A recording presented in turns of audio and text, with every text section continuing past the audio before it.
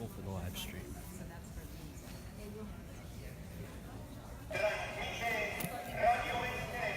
Okay, yeah. Okay, that was good. Great.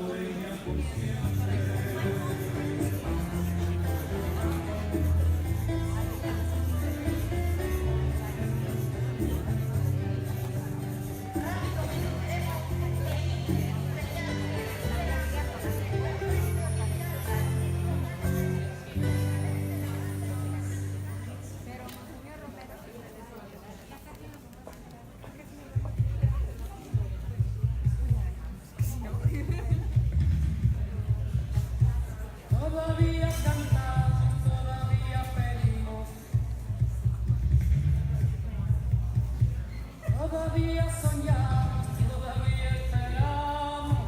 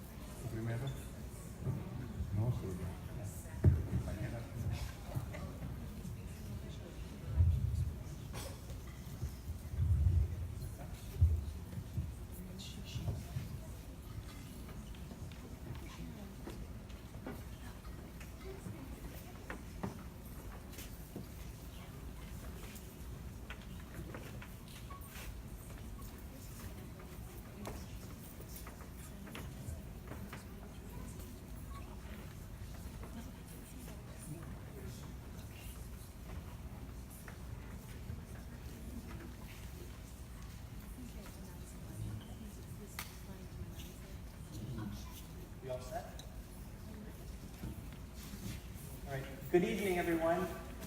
My name is Kevin Young, and I'm an assistant professor of history here at UMass. This is the second event of the 2018 Feinberg Family Distinguished Lecture Series, which is made possible through the generosity of an alumnus of the History Department, Kenneth R. Feinberg, and through the support of more than 36 community and university partners. Before we begin, I want to call your attention to the resource table in the entryway, where you'll find brochures and a calendar for the series. There are also coloring pages and crayons for anyone who would like to use them, which I highly recommend. And sign-in sheets for those who are in attendance as part of the class on the table behind the one where Jess is sitting. Following the event, we'll also have books for sale by our speakers down here to my right. In your program, you'll find information about each of our speakers, about our social media presence, and about our podcast, as well as a list of upcoming events in the series. There's also information about a UMass course, History 200, that is designed around the theme of the series. And since I have the microphone and I'm teaching the course, I thought I'd exploit the opportunity to make a shameless plug for why you should take the course. At this time, I'll request that we all silence our cell phones, please.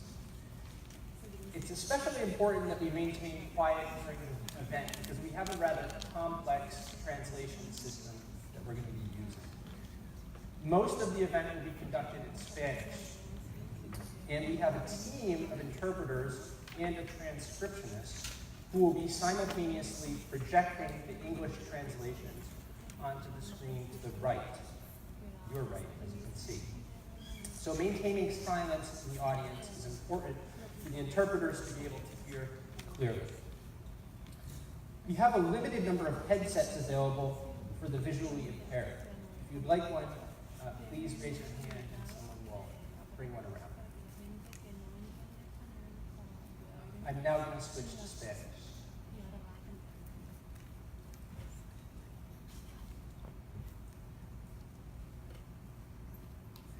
Antes de presentar a nuestro primer ponente, quisiera darles unos pocos datos sobre la guerra civil en El Salvador. La guerra empieza oficialmente en el año 1981 y termina en el 92 con los acuerdos de paz. En este tiempo murieron aproximadamente 75,000 personas. La vasta mayoría fueron asesinadas por el gobierno salvadoreño y por una red de escuadrones de la muerte aliados al gobierno y financiados y capacitados por el gobierno de Estados Unidos. Según el informe de la Comisión de la Verdad, patrocinado por las Naciones Unidas en el año 1993, el régimen salvadoreño y los paramilitares derechistas cometieron el 85% de la violencia, mientras que la guerrilla cometió el 5%.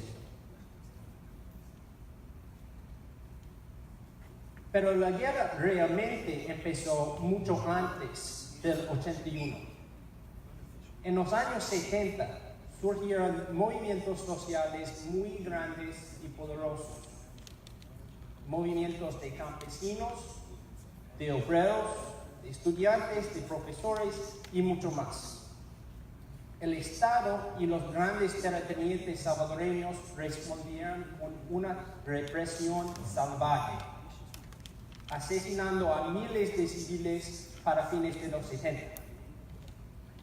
En el año 1980 se establece el FMLN, conocido como el Frente, la coalición guerrillera que emprendió una lucha armada en contra del Estado hasta el año 92, antes de convertirse en un partido político electoral. Después de la guerra, o sea, desde el año 92 al momento actual, El Salvador está técnicamente en paz, pero sigue siendo el sitio de muchísima pobreza y violencia. Mientras tanto, los inmigrantes salvadoreños se enfrentan con otras violencias. La violencia de maras, de traficantes y de la migra estadounidense. O sea, la guerra terminó de alguna manera, pero en otros respectos la guerra continúa.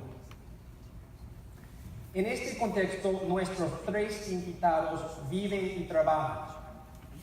A pesar de la violencia que han visto en sus vidas, se han dedicado a la idea de que otro mundo es posible, que la humanidad es capaz de construir otro mundo, un mundo justo, democrático y pacífico. Con este motivo hemos organizado el evento. Hemos pedido a los tres ponentes que nos hablen de sus experiencias de sufrimiento y de dolor, pero también de las visiones del futuro que los han animado. Además, pedimos que nos hablen del papel de la memoria histórica en la construcción de otro mundo. Sin demorar más, les voy a presentar al primer ponente, Carlos Enríquez Gonzalo, conocido como Santiago, su seudónimo durante la guerra. Santiago es el fundador de la Radio Venceremos, la radio clandestina del Frente Farabundo Martí para la Liberación Nacional, el FMLN. O sea, una de las radios del Frente. En la zona de Morazán que ustedes ven en el mapa en su programa. Esta radio guerrillera documentó violaciones a los derechos humanos, dirigió campañas educativas y desafió al gobierno salvadoreño y al gobierno estadounidense. Santiago es el autor del libro La terquedad del Izote, una memoria que narra sus experiencias durante la guerra, la cual estará de venta después del evento. También es autor de cuentos y novelas. Después de la guerra fundó el Museo de la Palabra y la Imagen en San Salvador y actualmente se desempeña como su director. El museo promueve la memoria histórica para denunciar la violencia del Estado y avanzar la justicia social. El museo hace que la historia sea relevante para las nuevas generaciones a través del uso de la historia oral y la pedagogía popular, desde animaciones de dibujos hasta exhibiciones.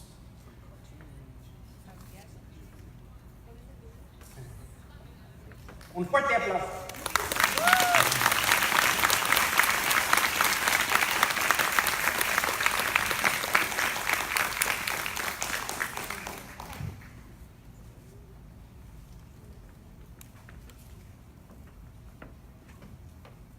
Bien, ante todo muchas gracias por la invitación a participar en este evento con un nombre tan sugestivo como Otro Mundo es Posible.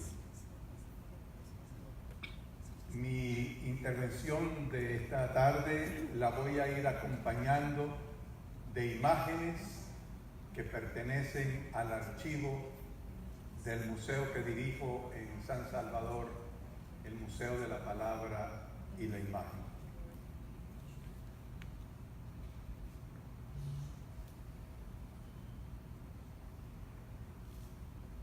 Vengo a compartir una experiencia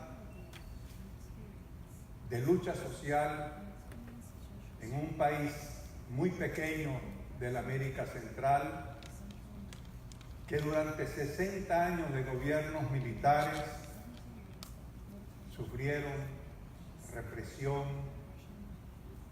falta de libertades, tortura e intervención de gobiernos extranjeros, fundamentalmente el gobierno de los Estados Unidos. En los años 80 yo era un estudiante universitario de periodismo, como algunos de los que están acá, y Y cuando mirábamos a cualquiera de nuestros países, veíamos dictaduras militares sin libertad de expresión. Y nos hicimos la pregunta, ¿qué tipo de periodismo podemos hacer en países donde no hay libertad de expresión, donde es asesinado Monseñor Romero, el obispo que denunciaba las violaciones a los derechos humanos? Y entonces fuimos estudiantes que tuvimos que incorporarnos a las luchas sociales, dejar la universidad para participar en las luchas sociales, creyendo que otro país era posible, creyendo que otro mundo era posible.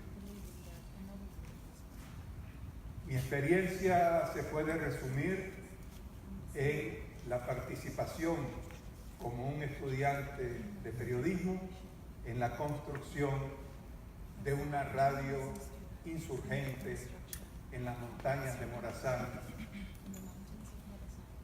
que durante 11 años transmitió en un pequeño territorio,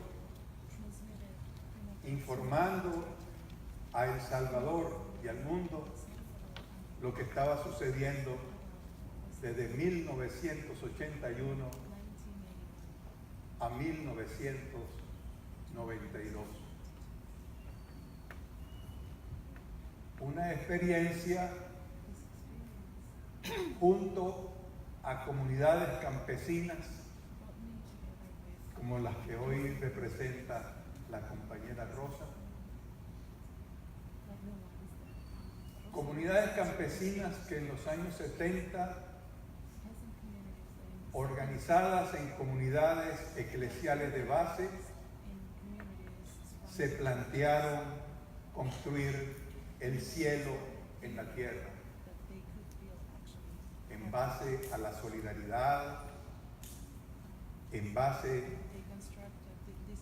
a su pensamiento cristiano. Y fueron comunidades que inmediatamente comenzaron a sufrir la represión de las fuerzas policiales y las fuerzas armadas gubernamentales. Una población que durante 11 años vivió los rigores de la guerra, vivió la represión, vivió el éxodo hacia Honduras para situarse en los refugios organizados por las Naciones Unidas. Y en aquella época, ¿cuál era nuestra visión de una sociedad justa?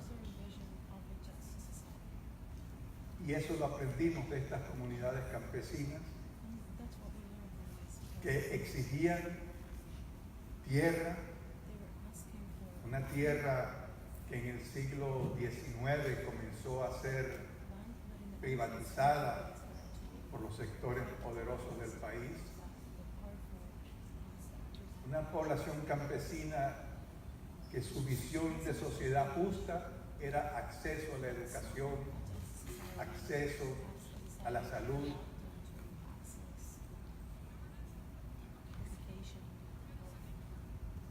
la visión de nosotros, los que éramos estudiantes,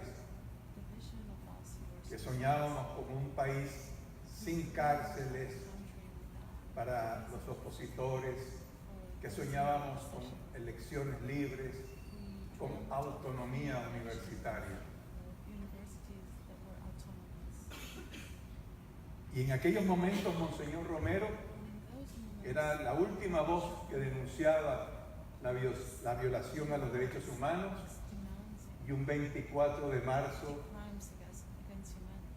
de 1980 es asesinado por los sectores poderosos. Sectores poderosos que creyeron que con el asesinato de Monseñor iban a acabarse las demandas populares por una sociedad justa. Por el contrario, como lo vemos en estas imágenes, el 22 de enero de 1980, 300.000 salvadoreños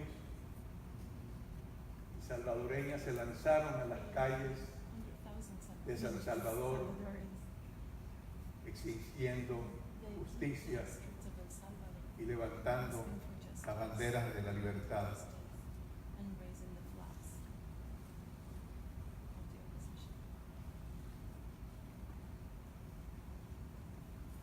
¿Por qué es importante guardar la memoria histórica de estas luchas? ¿Qué es lo que estamos haciendo ahora en el Museo de la Palabra y la Imagen?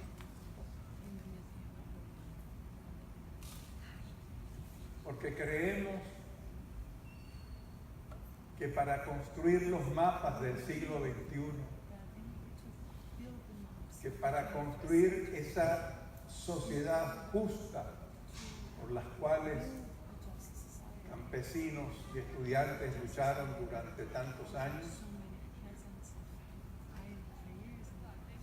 para esos sueños es importante conocer ese pasado y por ello trabajamos fundamentalmente con las nuevas generaciones, tratando de consolidar lo que llamamos una cultura de paz a partir de la memoria. El museo se encuentra en San Salvador, guardando los más importantes archivos documentales sobre el conflicto armado, pero también guardando los archivos de la historia cultural del país, los archivos de los escritores, los pensadores, de los poetas y fundamentalmente rescatando las mujeres que fueron invisibilizadas por la historia oficial. Me gustaría aprovechar esta oportunidad para invitar a ustedes, estudiantes, a la comunidad universitaria, para que hagan uso de esos archivos documentales, que vayan a El Salvador a investigar esta historia de dignidad, esta historia de sacrificio.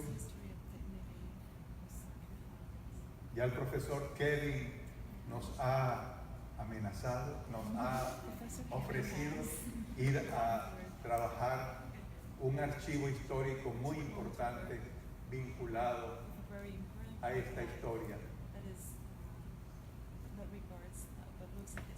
Porque en una entrevista reciente me preguntaban qué puedo decirles a los estudiantes acá en Estados Unidos, y yo lo que les respondía: la responsabilidad de ustedes, estudiantes universitarios, que muy pronto van a dirigir este país, en sus manos está la responsabilidad de hacer real esa frase: otro mundo es posible. ¿Y cómo hacerlo? Ustedes que van a dirigir los destinos de Estados Unidos, me imagino que aquí puede estar sentada la futura presidenta de Estados Unidos. Su responsabilidad es cambiar la vergonzosa, la injusta política exterior de los Estados Unidos en el campo de los derechos de los migrantes y en el ámbito del respeto a la soberanía y a los intereses nacionales de nuestros países latinoamericanos.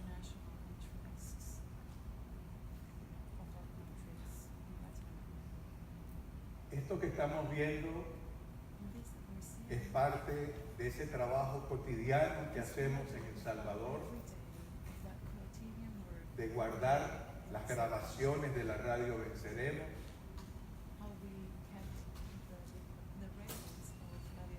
de guardar los testimonios orales de las víctimas de la masacre del Mozote, una masacre contra 1000 campesinos,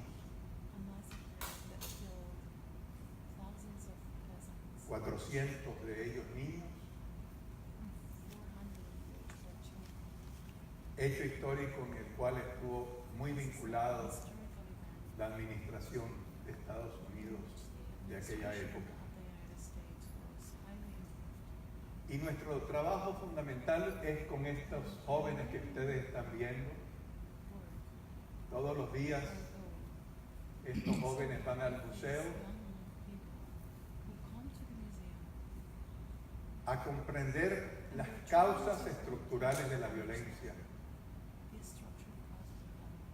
La violencia del pasado, que si la comprendemos, nos pueden dar las claves para resolver las violencias del presente.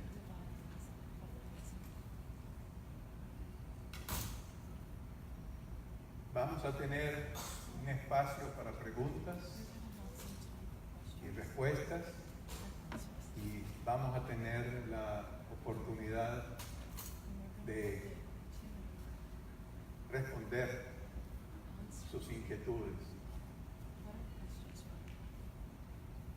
Solamente finalizar diciendo que sí es cierto que vivimos momentos difíciles en El Salvador y en el mundo. Lo que nos da fuerza para continuar soñando con ese mundo posible es porque creemos en el pueblo salvadoreño, porque conocemos sus más profundas fibras humanas,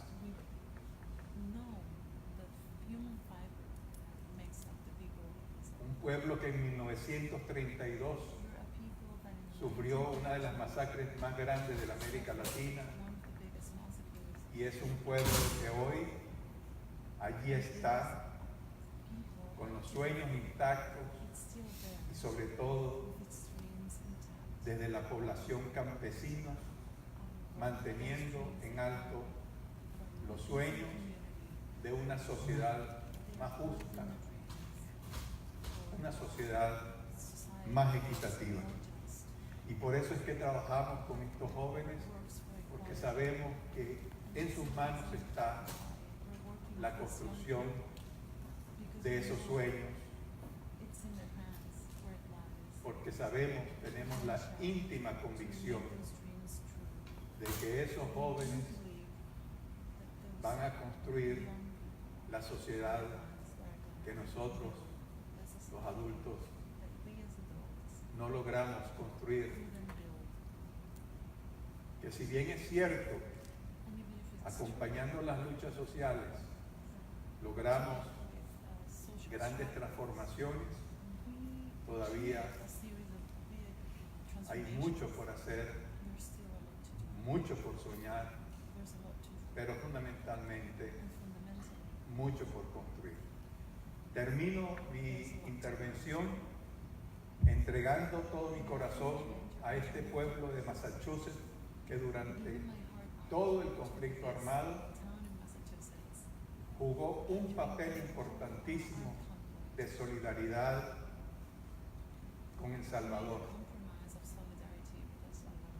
Desde las universidades de esta región se construyó un tejido de solidaridad que cuando estábamos en las montañas nos dio fuerza, nos dio valor para seguir en estas construcciones sociales.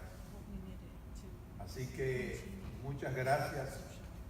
He visto acá que hay presencia de sindicatos también, de movimientos sociales, de movimientos que organizan a los trabajadores. Así que muchas gracias por esa solidaridad que no es otra cosa que el amor de los pueblos. Muchas gracias.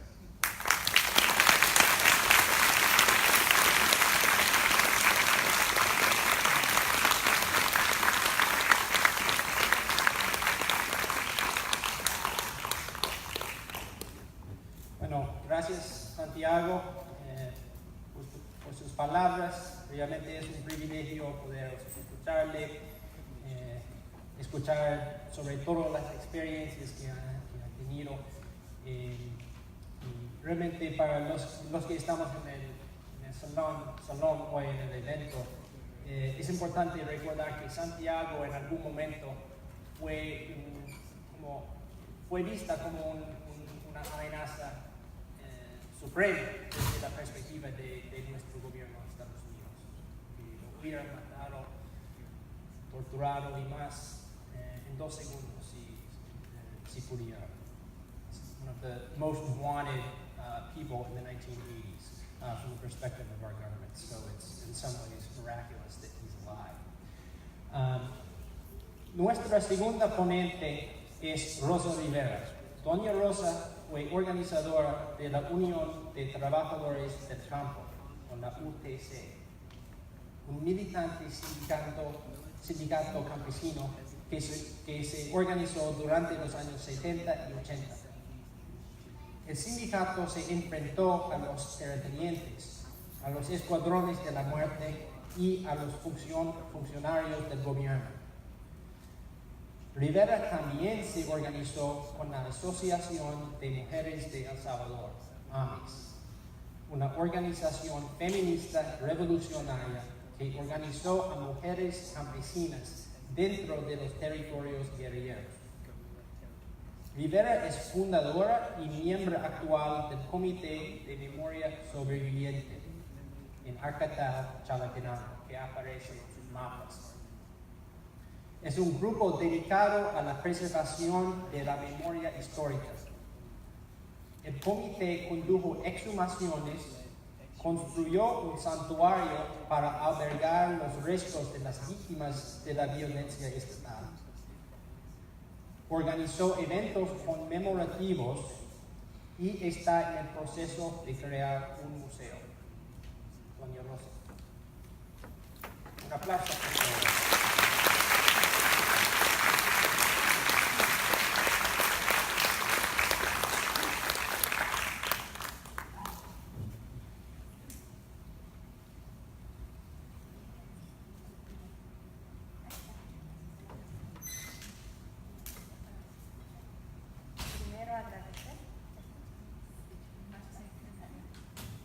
En primer lugar, quizás agradecer por este espacio que se me ha dado de estar acá y tener el lema "Otro mundo es posible". Quizás contarles un poco, que ya se me adelantó mi compañero Santiago, pero es la realidad de los años 60 a los 70. El pueblo campesino, el único ingreso económico eran los cortes de café.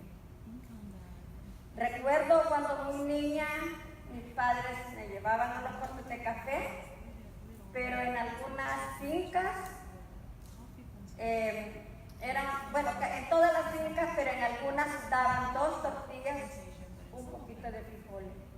pero solo a la persona adulta, la que apuntaba, se decía en aquel tiempo. Y el resto que no se anotaba, entonces teníamos que trabajar, pero sin alimentación. Lo que se ganaba ahí mismo quedaba para alimentar la familia. En las cortas de café no tenían unas galeras para dormir, se dormía debajo de los cafetales. Cuando llovía lo mojábamos. También el agua que nos daban era el agua que recogían del invierno. Había tanques para recoger esa agua, pero los tanques no tenían tapadera. Allí se morían los animales, las culebras, y de eso era lo que tomábamos. En vista de esta realidad, cuando yo ya me acuerdo, pagaban la roba de café cortada a 50 centavos de colón. Entonces era regalar nuestras fuerzas de trabajo y la gran explotación, porque no teníamos el derecho a reclamar esa injusticia que se vivía. Si se quebraba una rama, era descontada. Esa rama costaba 5 colones. Si te enfermabas, tenías que ir a trabajar, porque si no, te dejaban sin el trabajo. Entonces esa realidad que se vivió en el pueblo obligó a tomar conciencia. Se vivía la explotación laboral.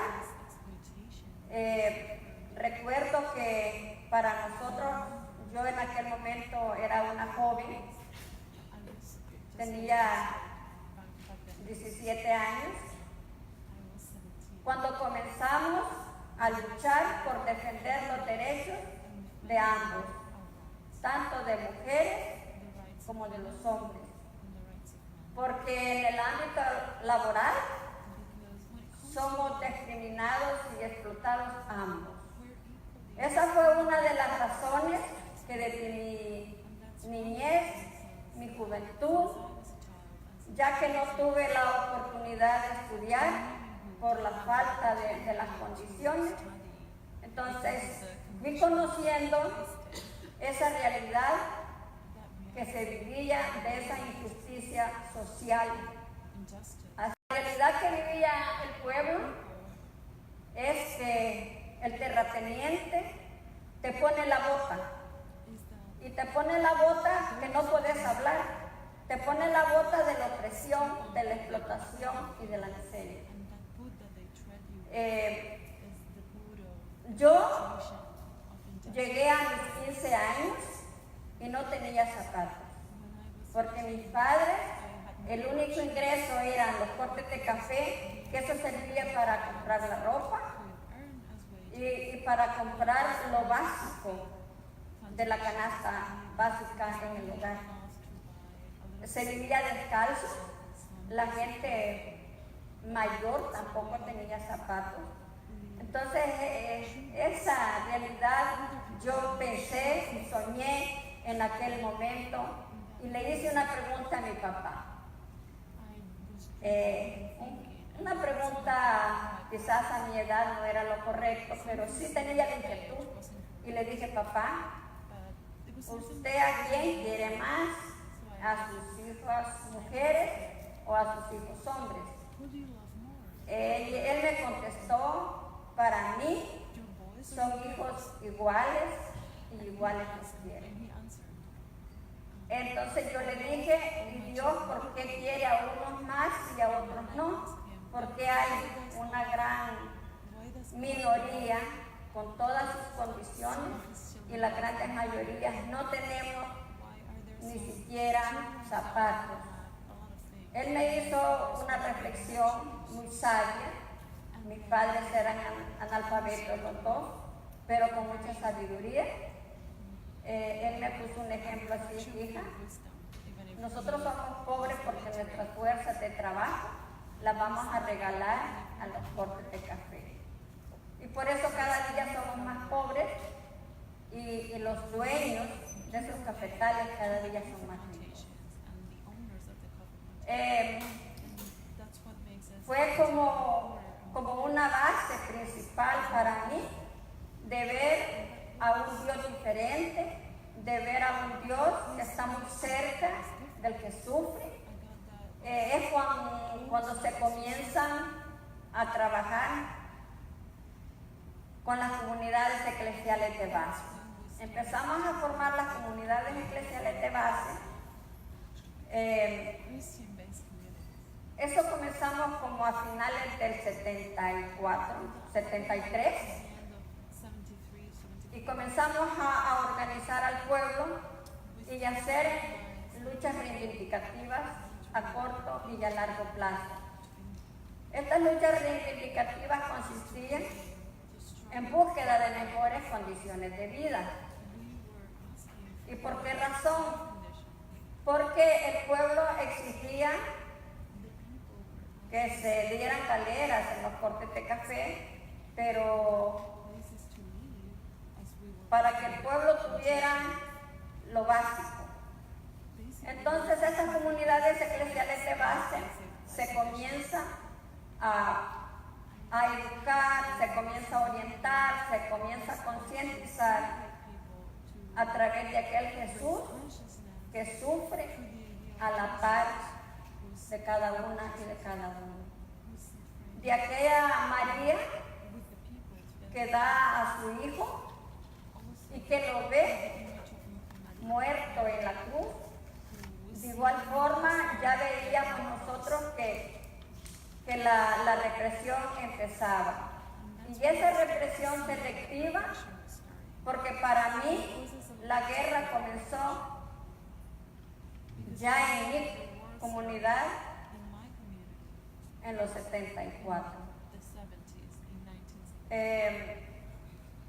Ya en El Salvador, en el 75, un 30 de julio, fue la masacre a los estudiantes universitarios. Eso se vio esa realidad, que no solo era reprimido el campesino, sino que también los estudiantes, los maestros y los obreros. Entonces se unen las comunidades eclesiales de base y se forma la UTC, Unión de Trabajadores del Campo. Entonces, en estas organizaciones los unimos y empezamos a hacer manifestaciones de protesta y por el respeto de una vida más justa, el respeto al derecho humano, al derecho a la salud, a la educación, a un trabajo digno, a tener ese derecho de tener agua potable, una energía eléctrica, porque todos esos derechos para el campesino han sido negados. Es cuando comienza la represión selectiva y empiezan a asesinar campesinos, a maestros, estudiantes, a sacerdotes. Entonces es cuando comienzan las diferentes masacres. El pueblo jamás buscó la guerra, al pueblo lo obligaron a vivir y a sobrevivir de la guerra. Entonces el pueblo buscaba esas mejores condiciones alimenticias. Y la respuesta fue la represión. Esa represión es como ya habló mi compañero, empiezan a hacer masacres. En los 77 asesinan al padre Rutilio Grande. En ese mismo año fuimos la primera base eclesial que fue desalojada. De todo Chalatenango es la primera base donde yo vivía, que nos desalojaron y hasta el momento no he llegado a vivir al lugar donde crecí.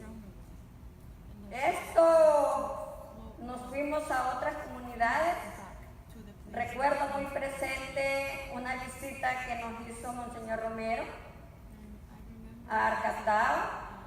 Lo capturaron por 3 veces yendo a Arcatao. El ejército ya tenía los paramilitares orden. Y antes de llegar a Arcatao, lo bajaron del carro, lo pusieron manos arriba. Y entonces fuimos un grupo de mujeres y lo sacamos de donde estaba y lo hemos llevado en procesión. Estando en la iglesia, los militares en las puertas de la iglesia, entonces le decían que a él le prestaban seguridad. Él dijo que el pueblo era su seguridad.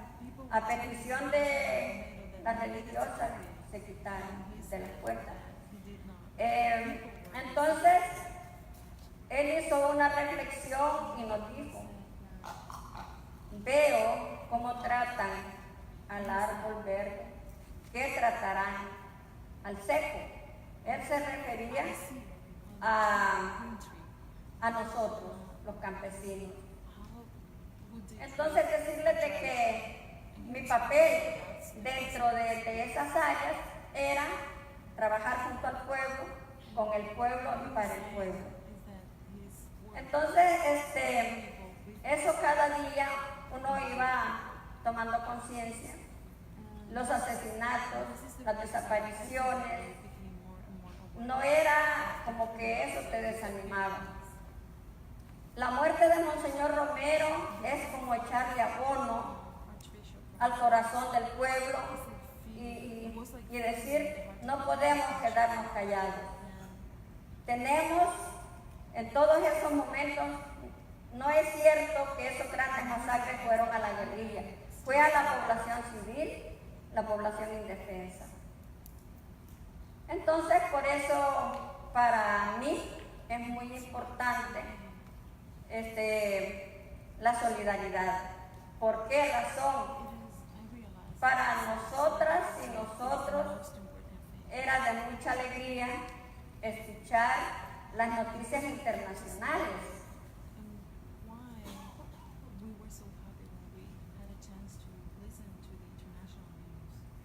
Cuando las iglesias, organizaciones protestaban, esa escuela de las Américas que estaba aquí en Estados Unidos, cuando protestaban esa ayuda militar hacia El Salvador. Para nosotros es bien cierto que los gobiernos de turno son los que han financiado la guerra, en especial los gobiernos de Estados Unidos, pero dentro de Estados Unidos está esa gran población solidaria que se le debe mucho, como ya dijo mi compañero. Es cierto que guerreristas, pero también hay corazones humanos, humanistas, que luchan por defender esas vidas que a diario caían y siguen cayendo. Entonces, para mí es muy importante mantener estos lazos de solidaridad. Y con el rescate de la memoria histórica es muy importante que nuestra juventud conozca los hechos del pasado. ¿Y por qué es importante que conozcan los hechos del pasado? Porque conociendo el pasado se va a trabajar para un presente y un futuro. Bien es cierto que no podemos recuperar el pasado, pero sí podemos trabajar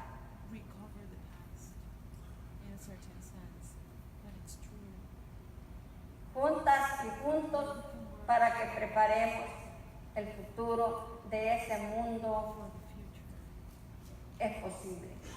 ¿Y cómo va a ser posible? Cuando todos y todas nos unamos y protestemos y luchemos por los derechos de cada uno y de cada una. El rescate de la memoria histórica es importante que las nuevas generaciones nos conozcan.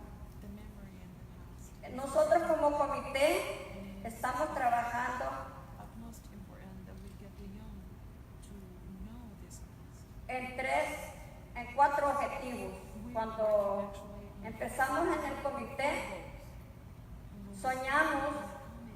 construcción de un museo, con el libro, con las exhumaciones y el santuario de los mártires.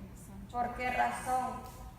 Si en un libro se habla de los bombardeos y de las masacres, el complemento es visitando el museo, que tenemos objetos de las bombas, unas que reventaron, otras que no reventaron.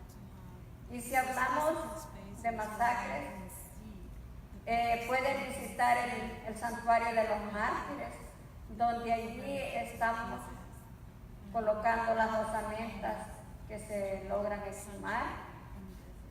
¿Y por qué razón decidimos hacer un lugar diferente de un cementerio general? Por las razones que en el cementerio general vamos a ir todos y todos. Entonces, el santuario es para reservar y conservar la memoria histórica, para que las nuevas generaciones la conozcan, que visiten y lean de lo que pasó. Es decirles de que no lo hemos construido porque tenemos condiciones, es la solidaridad. Nosotros nos hemos trazado las metas, pero es la solidaridad que ha hecho posible estos esfuerzos. También ya estamos haciendo para tener la casa museo, porque nosotros tenemos el museo, pero no tenemos directamente la casa museo. Lo tenemos en el Centro de Formación Mártires del Sempul, pero soñamos que en el futuro tener el museo. Entonces, son luchas que cada etapa de la vida van habiendo luchas. Porque en nuestro país lo único que ha sucedido es que se han callado los fusiles y los bombardeos, pero la guerra continúa. Pueden haber muchos acá, como ya dijo mi compañero, que han tenido que emigrar de nuestro país por la misma violencia social. Tal vez se vienen con ese horrendo temor, pero llegan aquí y continúa ese horrendo temor por la deportación. En nuestro país no hay oportunidades de trabajo. Si a todo mundo de El Salvador lo deportarían, no sabríamos qué pasaría, porque El Salvador vive por la remesa que manda cada migrante que está en nuestro país. Y hay que ser conscientes de esa realidad. Nuestro país no es un país que tiene oportunidades. Hay compañeros que han estudiado, tienen 10 años de haber sacado su carrera, pero no encuentran trabajo. Entonces son las causas que también muchas personas tienen que emigrar. Para mí, en lo personal, ustedes como jóvenes, como maestros, personas que ya están cubriendo cargos de gobierno, yo les haría una petición, que ustedes desde el lugar donde estén, en el trabajo que estén, siempre luchen por el respeto a los derechos humanos. Cuando ustedes lleguen a cubrir puestos de gobierno, sepan los impuestos que paga cada una y cada uno, en qué se invierten. Que no se inviertan para masacrar al pueblo, que se inviertan en el desarrollo del pueblo. Si esos 2 millones de dólares que los gobiernos de turno apoyaban a la guerra del Salvador. Hoy, aunque no sea diario, aunque fuera una vez al año, lo estuvieran invirtiendo, el desarrollo humano fuera distinto. Esa migración no existiera tan a menudo. Entonces, porque el desarrollo de un pueblo no son tanto las infraestructuras, es cómo cada ser humano se desarrolla intelectualmente.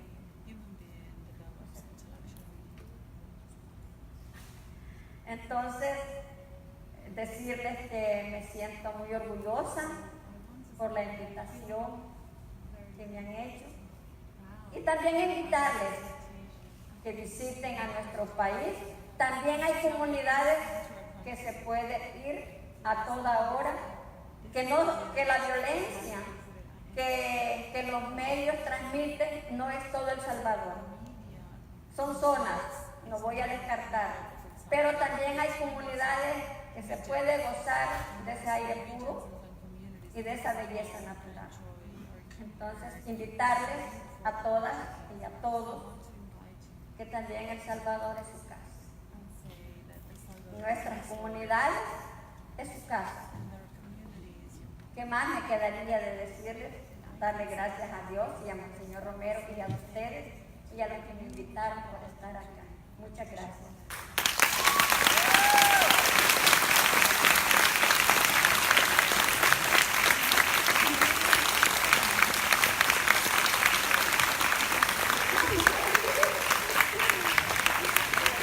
Gracias, muchas gracias, doña Rosa.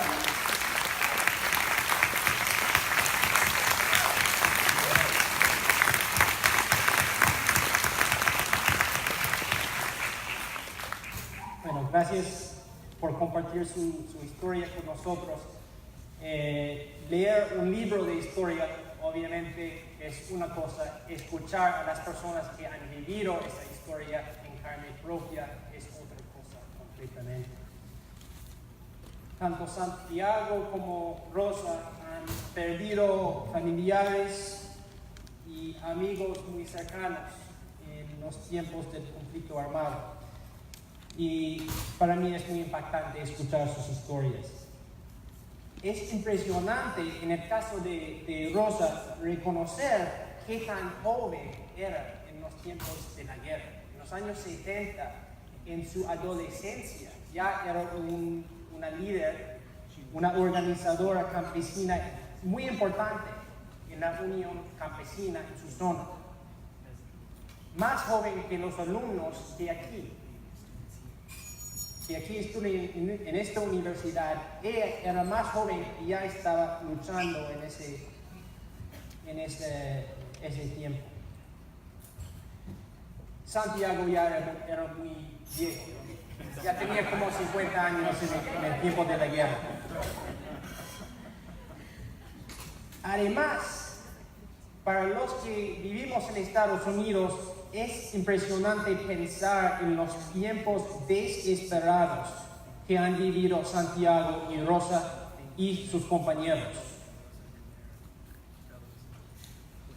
Nosotros aquí en Estados Unidos a veces pensamos que nosotros vivimos en tiempos desesperados, malos, difíciles, imposibles. Pero no hay comparación con lo que han vivido ellos. Y no obstante, en ese contexto se atrevían a soñar en otro mundo. Seguían creyendo que otro mundo sí es posible. Bueno, la tercera ponente voy a presentar en inglés, ella va a presentar en inglés con traducción. Tenemos, tenemos hojas en español, traducciones en español para los que no hablan inglés. Levántese la mano, por favor, si quieren una hoja de la traducción de los comentarios de Diana. ¿No hay nadie?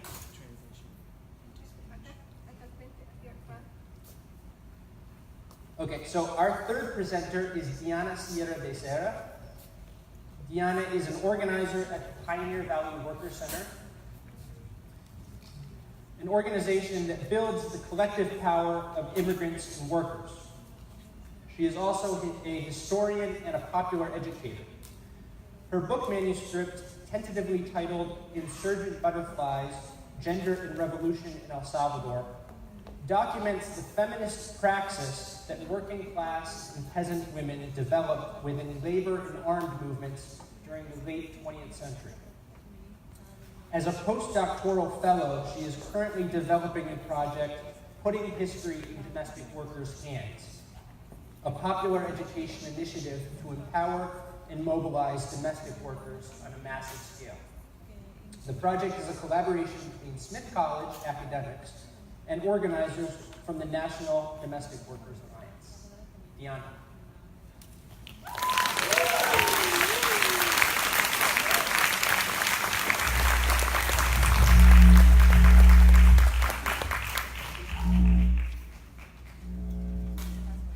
Are we okay?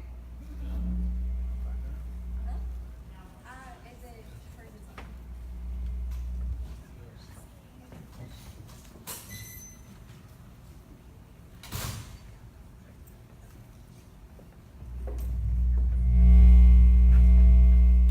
¿El tuyo?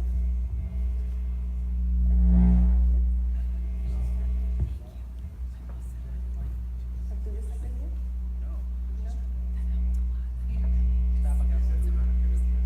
¿El celular? Acá está.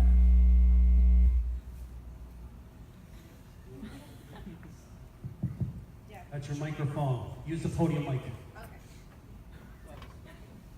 It's not working. Okay, I'll use the podium.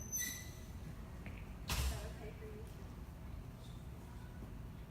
There's a green button on the side there. A green button.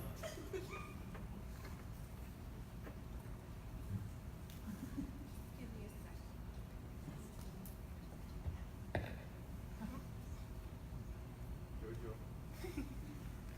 That's my dog, Jojo. He's wearing a cape that says abolish all cages.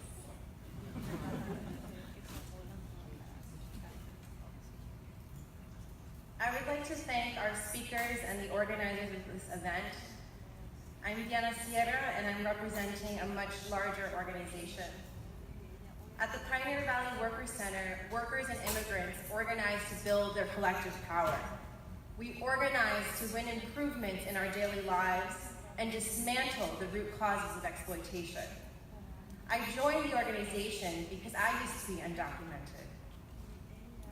And when I was 14, I started to learn about the history of US intervention. I remember I was on the beach on Long Island reading about Reagan's interventions in El Salvador, and I just couldn't believe it. It started to answer a lot of questions about why were we forced to come here?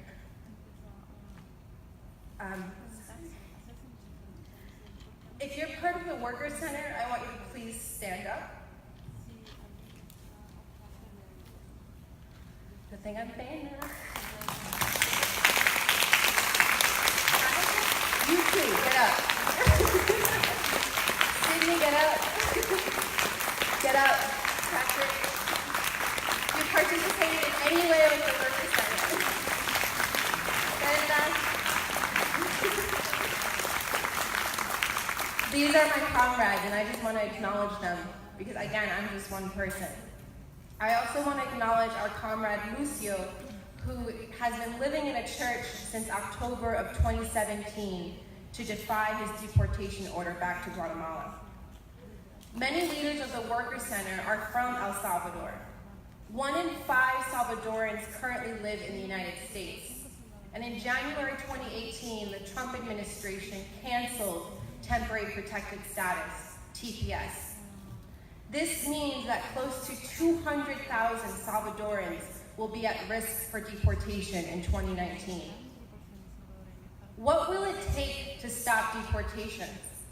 What will it take to abolish ICE? What will it take to win legalization for all 11 million undocumented immigrants? How will we support the refugees who are fleeing from violence, poverty, and climate change? The revolutionary history of El Salvador offers us important lessons. Salvadorans organized and implemented anti-imperialist politics and built alternatives to capitalism. Their vision of liberation is more relevant than ever, and their vision can help guide the immigrant rights movement forward. Anti-imperialism is the first lesson our Salvadoran comrades offer us. In the United States, we hardly discuss why migrants are forced to come here. U.S. intervention, militarily and economically, forces people to migrate. And understanding the connections between imperialism and migration has important implications for the demands of our movement. It means that we have to protect people in the here and now, but also work to address the root causes of migration. We must defend TPS and DACA, hard victories that immigrants have won.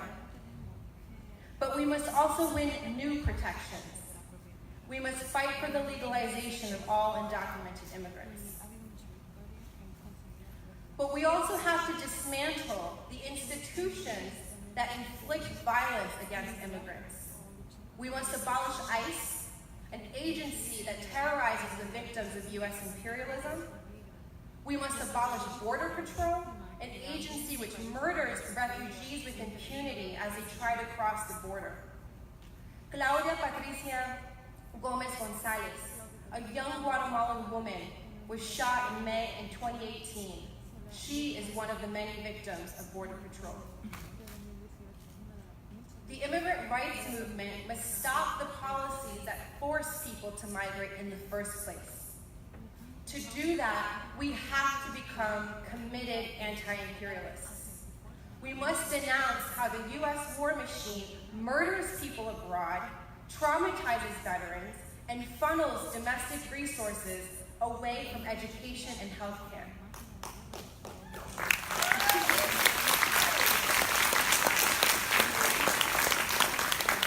We must also understand the economics of imperialism. Since the 1970s, neoliberalism has transferred wealth from the poor to the rich. And how has it done this? Capitalists and politicians have privatized social services, cut social spending, that's why your tuition keeps going up, have deregulated businesses. Corporations are free to travel across the globe to exploit resources and labor in the global south. Meanwhile, workers are forced to flee violence and poverty, but are criminalized when they cross the northern border. And this is where ICE enters the picture. ICE is a racist institution that protects the interests of capitalists. Capitalists use the threat of retaliation and deportation to prevent immigrant workers from organizing.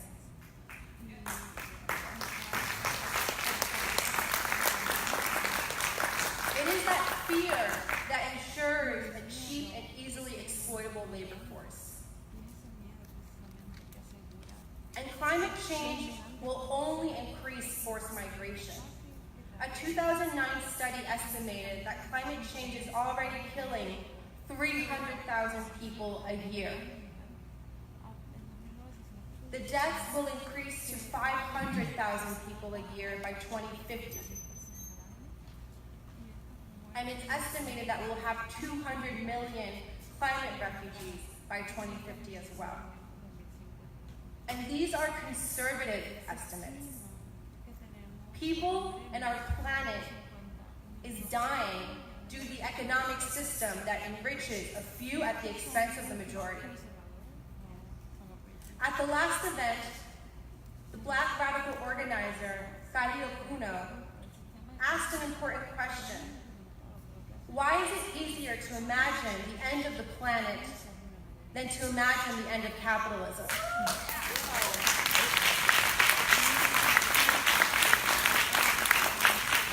To save life on Earth and the life for our future generations, we have to destroy capitalism. we must build an economy that puts people over profits.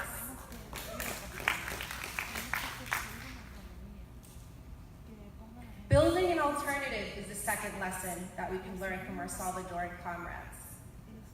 For Salvadoran revolutionaries, overthrowing capitalism was absolutely necessary.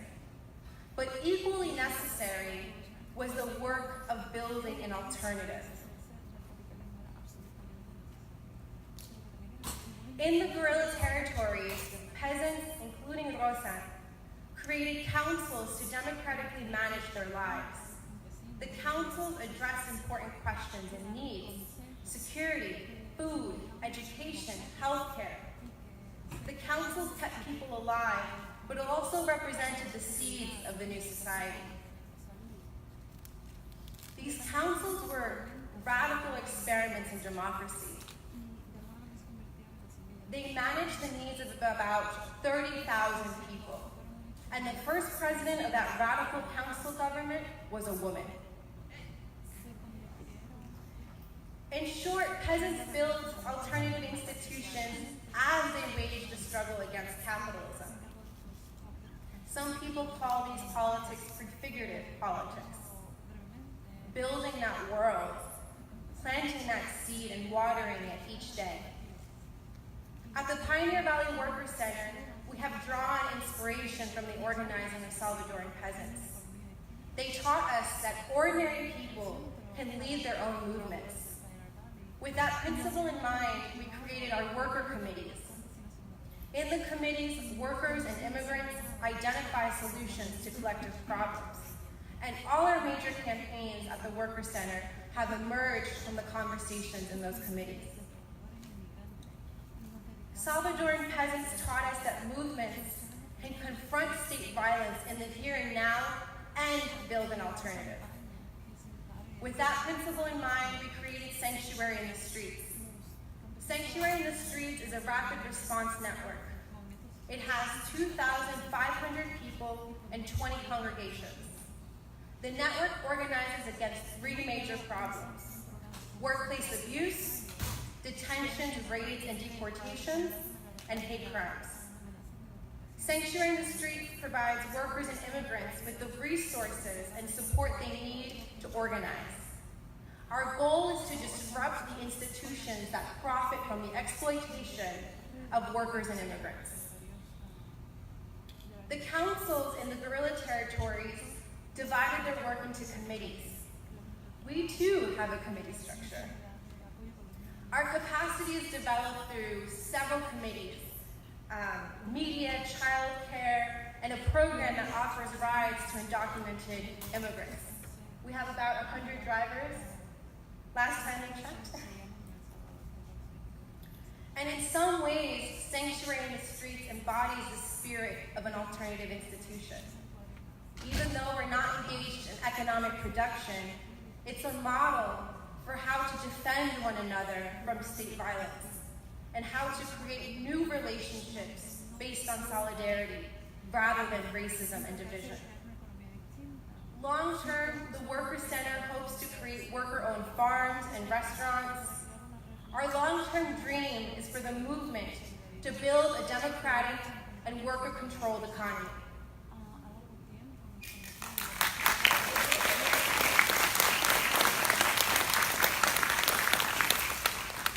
Solidarity is the third major lesson that I have learned from El Salvador. Solidarity allowed peasants, urban workers, and students to build a united front. Teachers mobilized to support peasant land occupations, while peasants bused to the cities in defense of students, risking their own lives. International solidarity helped peasants stay alive as they fought the most powerful empire on earth, the US government. And at the Worker Center, solidarity allows us to recognize how oppressive systems impact people in different ways. And at the same time, how those systems represent our common enemies.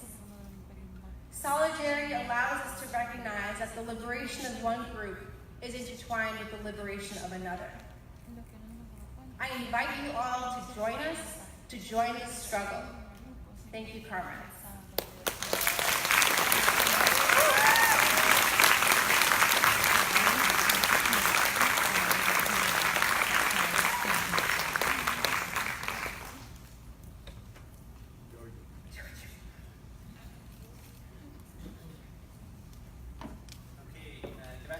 Diana. Ahora tenemos un buen rato para más preguntas, comentarios de la gente, ¿no? Ok, si alguien tiene alguna pregunta o comentario, si tiene un comentario, por favor, que sea breve. Ok, vamos a solicitar unas 3 preguntas o comentarios y después los invitados van a contestar. So we'll take about 3 questions at a time.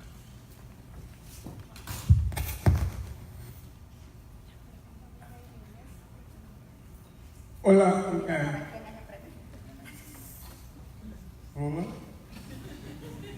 Hola, mi nombre es Yuri, soy estudiante acá y tengo una pregunta para Santiago.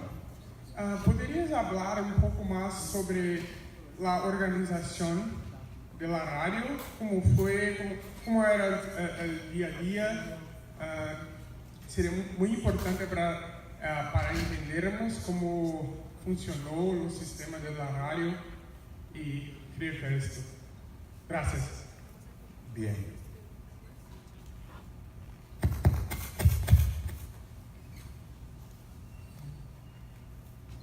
Muchas gracias. Mi nombre es Agustín Lao Montes, soy profesor aquí.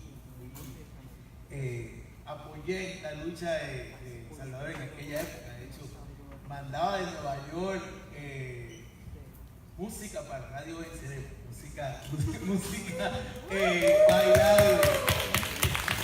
Así que me emociona mucho que estén aquí. Dos preguntas relacionadas. Una, a la compañera y compañero de El Salvador, ¿cuáles son las lecciones de lo que no debimos haber hecho? No solamente las lecciones positivas, sino las lecciones negativas. Y para la compañera Diana, ¿de qué manera organizar en Estados Unidos en tiempos distintos nos diferencia del modelo de organización de Chile? Gracias. Let's take one more.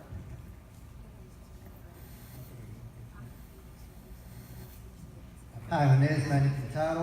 I'm also in the study with the working Pioneer Valley Worker Center, the Rapid Response Team. But I have a question to the gentleman. First of all, thank you for being here. This is amazing. I'm part of the International Socialist Organization, and we are a group who is here to defend those who cannot defend themselves.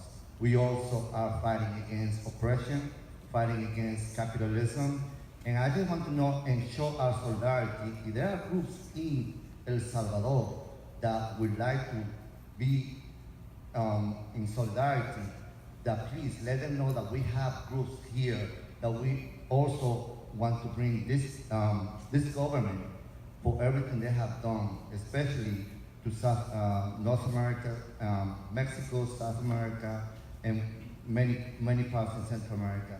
Because I'm also Puerto Rican, and we're going to have a tribunal in which we are bringing the United States responsible for what happened with Maria.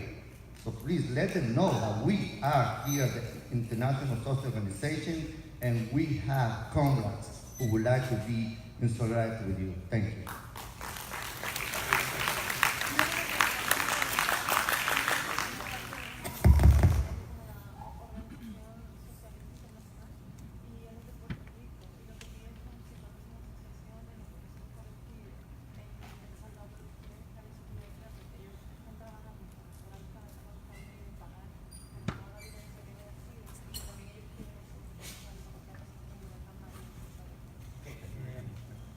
Empezamos con Santiago. Bien, el compañero me ha pedido que hable un poco más sobre la experiencia de la radio insurgente en las montañas. Voy a tratar de ser muy breve porque fueron 11 años. Hay un libro que se llama Las 1001 historias de Radio Venceremos. La radio comenzó a transmitir el 10 de enero de 1981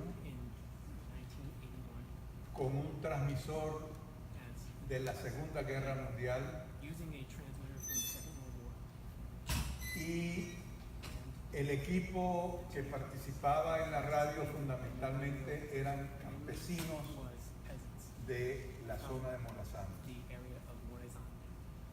En ese sentido, la radio Venceremos fue una gran escuela de It periodismo was like a big journalism donde jóvenes where young people, campesinos peasants, aprendieron a la locución, about speaking, aprendieron a la redacción de noticias, learned how to write news, aprendieron a hacer radionovelas do de humor. programs. Recuerdo que Reagan era uno de los personajes preferidos de esas I radionovelas. remember some of the characters from these radio novellas. Y el día a día From day to day, dependía un poco del adversario. a little bit on the enemy. El primer reto que tuvo la radio fue ganar la batalla de la credibilidad, Was the battle for credibility. porque recuerdo que hubo funcionarios de Estados Unidos que nos cambiaron el nombre y no nos decían Radio Venceremos, sino Radio Mentiremos. Someone from the United States said it wasn't called We Will Overcome Radio, but We Lie Radio. Y esa fue la primera batalla, ganar la credibilidad hasta que Until todas las informaciones que transmitía la radio eran retomadas por todas las agencias noticiosas by the del mundo. news organizations of the world. Fueron 11 años en los cuales la radio fue el objetivo militar The radio de la was Fuerza a Armada. military objective by the armed forces. Muchísimos compañeros Many murieron bajo los bombardeos due to y bombardments, bajo el ametrallamiento de helicópteros machine guns from helicopters, para que esa experiencia de comunicación pudiera sobrevivir. this experiment. Si quieren más saber sobre la radio Venceremos, hay un libro publicado por la Universidad de Texas en inglés Published by the que University está of Texas in allí English a servicio de ustedes. that is available. Gracias por la pregunta. Thank you for the question. ¿Qué no se debe hacer? Yo quizás contestar con una pregunta que fue directa para mí. ¿Qué no se debe de hacer? Answer the Hay question. varias cosas que no se deben de hacer. Pero la primera razón que no debemos Should not be done. de hacer es permitir que nos maten la mente y el corazón. Kill our mind and our heart. Porque si permitimos que nos maten el corazón, Let them kill our heart. ya no vamos a seguir Then we're not going to keep luchando. going. Entonces, para nosotros en nuestro país, perdí la mayor parte de mi familia, I lost pero esa sangre derramada no permitió que me callara. this. Entonces, no permitamos que los asesinos nos callen We por matar a nuestra familia. Que esa sangre se convierta en nuestra sangre y que vibre en nuestras venas para agarrar más coraje y seguir luchando. Eso no debemos de hacer, que nos maten el corazón.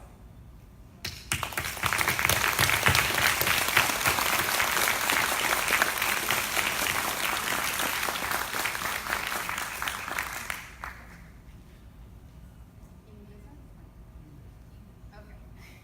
Was the question about how we should organize in the United States given the new political context?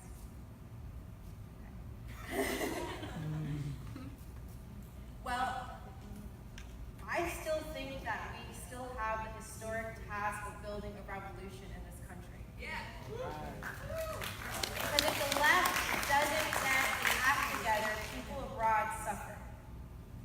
Obviously, people suffer here as well. I think, based on the history of U.S. intervention in this country, our political party system is complicit and fully invested in imperialism. I think we need to build independent social movements that are willing to confront this two-party system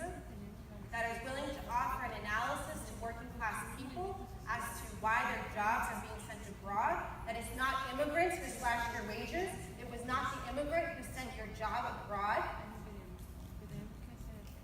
and that it's not the immigrant and the worker who are your enemy.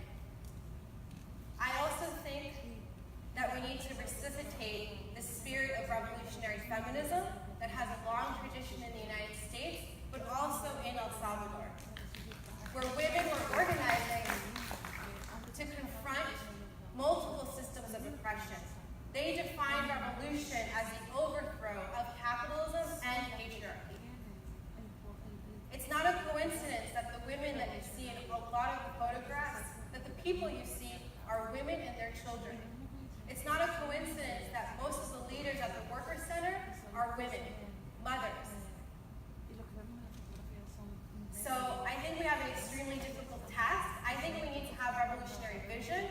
And obviously there's always room for debate about tactics and how we escalate and how we get from point A to point B. But I do think that we have to be unapologetically radical. So I think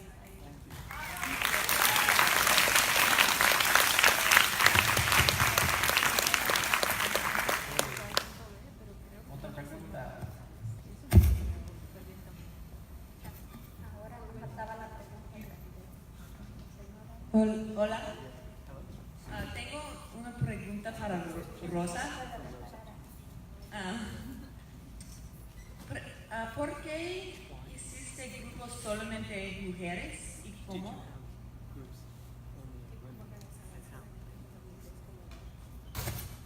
Fue una... Otra. Aquí en el frente. Frank.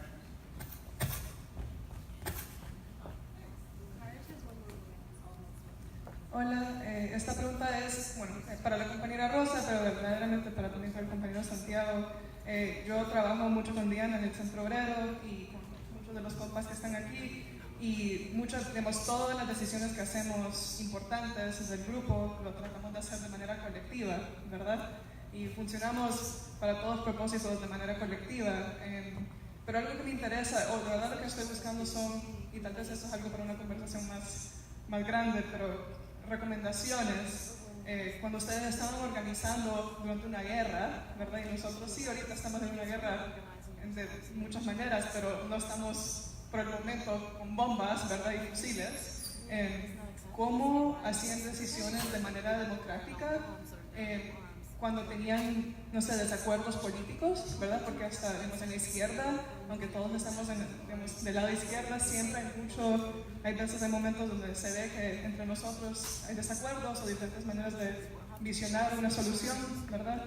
Entonces, si tienen algunas recomendaciones para nosotros o para quien sea aquí que está organizando ahorita, ya estamos tratando de crear sistemas que no son jerárquicos, ¿verdad? Que incluyen a todo el mundo y que también al mismo tiempo son eficientes. Eso sería muy útil. Así que muchas gracias. One more, una más.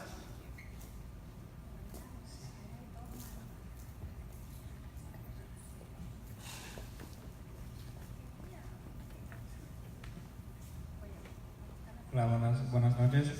Pues primero agradecerles por sus ponencias. Mi pregunta gira en torno de la solidaridad y les quería preguntar sobre la solidaridad entre los grupos armados, los grupos insurgentes en Centroamérica durante los años 70 y 80, si ustedes se estaban organizando junto con otros grupos insurgentes en Guatemala, por ejemplo, en Nicaragua, y sí, pues eso, gracias.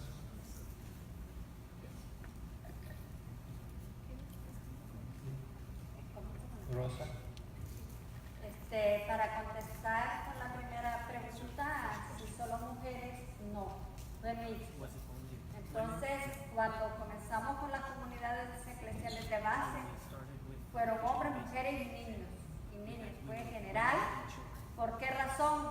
Porque todos necesitábamos y se necesitaba que el pueblo conociera en la realidad que se vivía y de conocer a aquel Dios cerca del pueblo. Entonces trabajábamos generalmente las asambleas de las comunidades eclesiales de base. Era general para todos porque también poquito iba a ir conociendo esa realidad. Entonces, si no hacíamos reuniones separadas de los hombres y las mujeres y los niños, era en conjunto, porque en aquel momento para nosotras las mujeres, yo era una niña, puedo decir una joven, pero las mujeres no tenían derecho a votar porque no eran mujeres. Entonces esa era una de las cosas de la injusticia. Y por otro lado también en los países capitalistas a nosotros las mujeres nos tienen como que somos un instrumento nada más, que solo servimos, me perdonan los compañeros hombres, pero es en los sistemas capitalistas que nosotros las mujeres solo servimos para la reproducción, que no servimos para nada más, pero sí lo que nunca hemos tenido son oportunidades. A través de esas luchas, con las mujeres, con los hombres, se ha logrado que también hoy las mujeres cubran puestos públicos. Son luchas constantemente, depende de los momentos. No sé si contesté. Ahora vamos a ver con la pregunta que hace la compañera. Una de las razones que se debe de hacer es consolidar el trabajo. Tener calidad, no importa que sea una gran cantidad, sino que consolidar y tratar de unir esfuerzos grupales. Y voy a contar un poco la experiencia de las organizaciones, de las 5 organizaciones en nuestro país. Todos luchaban por una causa justa, pero muy divididos. Cuando se está dividido, te golpea más fácil. Entonces después se forma un solo, la comandancia general. Entonces, sí, aquí hay grupos que están luchando con los migrantes, para los migrantes y los migrantes. Es necesario sondear en otros lugares, también hay grupos que están luchando y unirse, porque el pueblo organizado es que tiene fuerza, pero si luchamos muy divididos, frágilmente lo van a despedazar. Entonces se necesita la organización y la consolidación.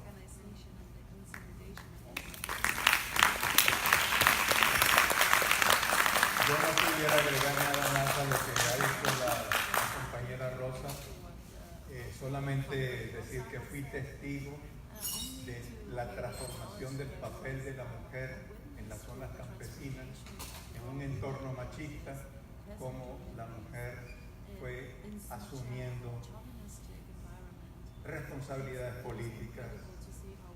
La responsable de la radio Venceremos era una mujer. Entonces he sido testigo de cómo se dio esa transformación gigantesca que Rosa ha expresado. Y tal vez para agregar un poquito, como dice Santiago, nosotros las mujeres debemos de querer, pero si te están haciendo conciencia y tú cerrás tu mente, tu corazón, jamás va a haber un cambio. Pero nosotros también tenemos que darnos el tiempo para poder lograr estos cambios.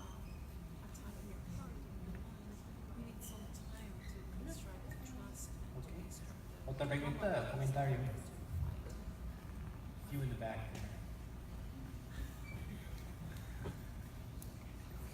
Podemos pasar todas a coincidir con más emociones.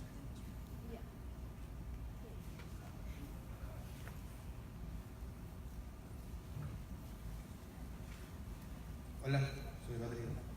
Tengo una pregunta para Santiago y Rosa. ¿Cómo habían visto una revolución florecer y poder? Me falta la palabra. Pero aquí en los Estados Unidos obviamente es una diferente sociedad, una diferente cultura al que existe en San Salvador. Y quería preguntarles si hay algo que a ustedes les parece que en esta cultura y esta sociedad,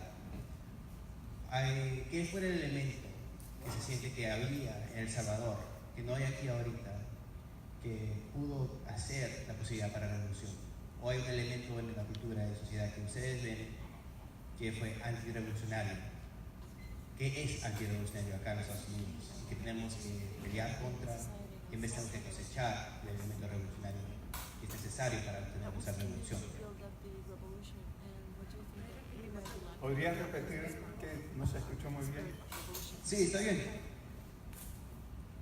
Quería preguntar, como ustedes han visto una revolución desde el comienzo hasta el fin, en su perspectiva, ¿verdad? La sociedad de El Salvador, la cultura de El Salvador es diferente de acá de los Estados Unidos y diferente de cualquier otra cultura.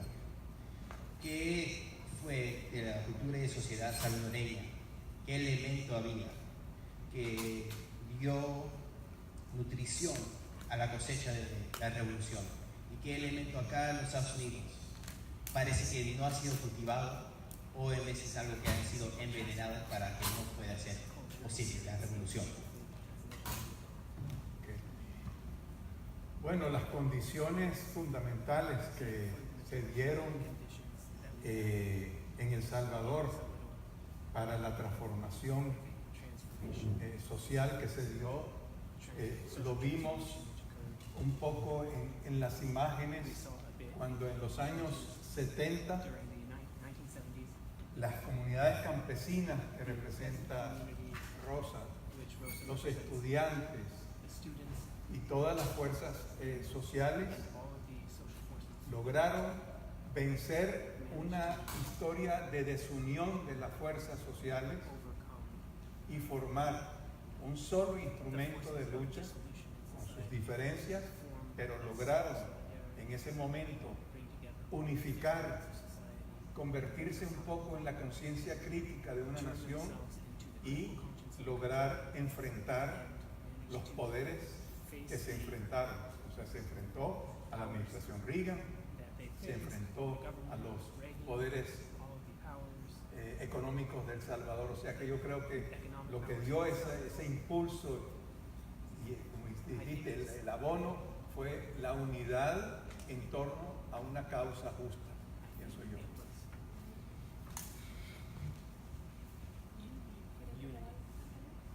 Tal vez con lo que dice el compañero y lo que animó al pueblo a luchar fue aquella injusticia social que se vivía. Entonces, luchar o te dejas que te asesinen, porque en El Salvador había una dictadura terrible, una guardia nacional que cuando te preguntaban cómo te llamas, ya te tienen tirada en el suelo, echando sangre por la boca, por la nariz. Una policía de Hacienda totalmente difícil. Entonces, todas esas causas que vas viviendo y van enfrentando son las que te exigen que hay que luchar para hacer un cambio. Quizás una pregunta o comentario final. Aquí enfrente. Susan. Gracias a ustedes. My question is whether you could make a connection from the time of the war in El Salvador to what we have now with young people coming to the United States, with so-called gang members coming to the United States. What is the connection historically from the war to the economic crisis in El Salvador now? Thank you.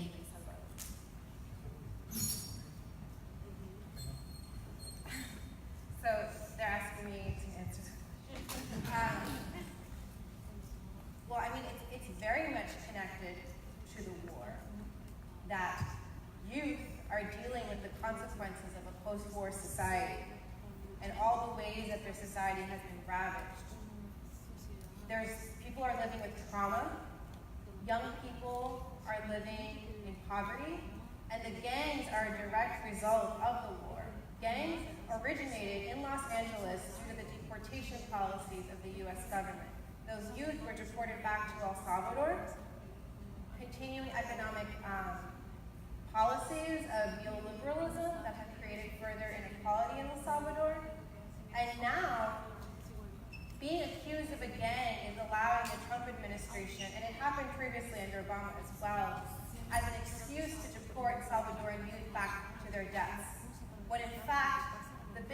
victims of gang violence are other Salvadoran youth. The Salvadoran migrants that are fleeing gang violence. They're fleeing because they're being forcibly recruited and they're saying no, and so therefore they're coming here. I also, this is more historian-y speaking. There's a wonderful book called Adios Niño, which argues in the case of Guatemala, and I think it would be similar in the case of El Salvador, that state violence destroyed in many ways solidarity and working class networks. And in that vacuum of power emerged these gangs. I also want to point out that the gang crisis in El Salvador is very specific to particular departments. In the territories where people were most organized, including where Rosa is from, Acatao and the Department of Chalatenango, homicide rates are extremely low. And sometimes they don't even happen a year. And it's because these communities are extremely well organized. They have a political consciousness that denounces stealing from other poor people, which are extremely individualistic, capitalist, sexist values that the gangs promote. And in those organized territories, the gangs have not been able to enter. No sé si quieren agregar algo. No. ¿Sí? Bueno, sí, Rosa wants to add something. Quizás con lo que dice la compañera, es bien difícil poder entender el por qué muchos migran a El Salvador. Como ya dijo ella, y ya dije en mi ponencia, quien financió la guerra ha sido Estados Unidos, los gobiernos de turno, pero también no quieren que los pueblos se desarrollen, sino que lo que buscaron en aquel momento, recién pasado el conflicto armado, fue como bombardear. Tuvimos antes los bombardeos aéreos, pero hoy están bombardeando la mente de los jóvenes. ¿Cómo? Con las maras y las pandillas. Porque le tienen miedo que el pueblo se organiza y luche. Eso es todo. Yo puedo contarles una experiencia con mi hijo. Tuvo que venirse en términos de 5 días, decidir venirse para Estados Unidos y no por maras ni pandillas, sino que por la persecución social. Entonces, pues no son pandilleros, sino que vienen huyendo y otra vez ser víctimas de mal llamada mara pandilla, pero se vienen huyendo de esa violencia social que se vive. Bueno, muchas gracias a nuestros 3 invitados y a toda la gente aquí que han asistido al evento.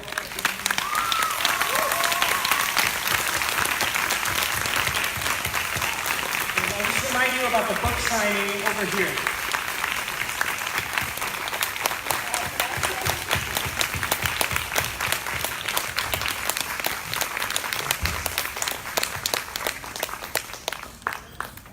Gracias. Can I give you a new role? You're collecting money for books. Okay. Thank you so much.